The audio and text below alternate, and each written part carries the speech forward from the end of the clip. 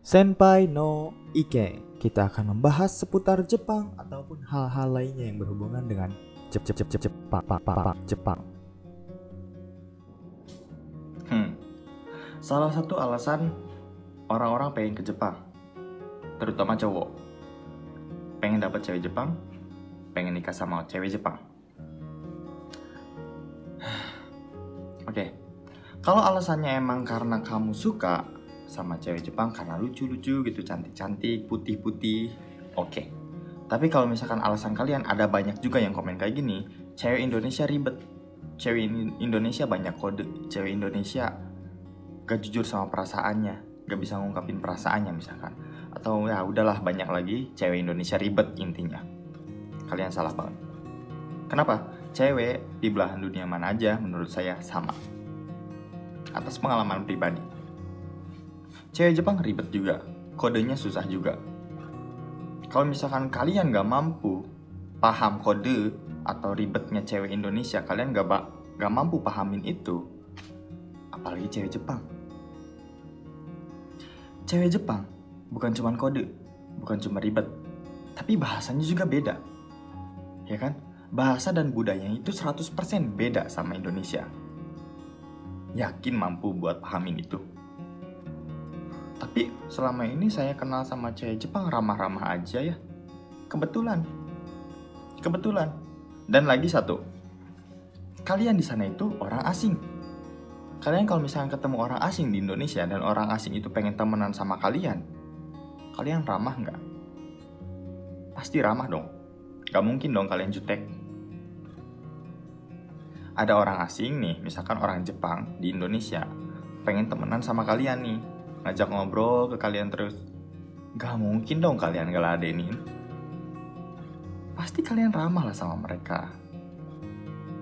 Tapi ada juga kok yang ramah-ramah dan akhirnya jadi pacar. Ada banget, banyak. Kalian di sini misalkan ada orang Jepang ke Indonesia datang, dia ngobrol-ngobrol sama kalian, dekat sama kalian, tiba-tiba dia ngajak pacaran. Kaliannya jomblo, emang kalian bakal nolak? Enggak. Tapi ujung-ujungnya ketika misalkan kalian yang magang, yang kerja, atau yang tokutegino gitu, pokoknya yang kerja ke Jepang, pacaran, pulang, pasti putus.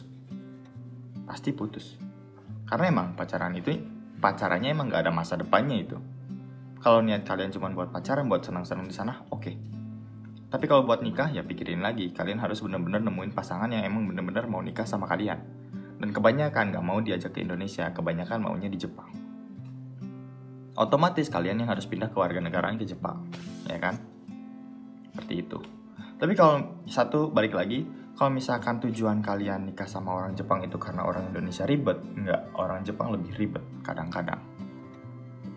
Kalau misalkan yang kalian temui sampai sekarang ini ramah, baik, itu kebetulan aja. Dan mungkin mereka nganggap kalau kalian itu orang asing dan orang yang langka lah buat mereka gitu.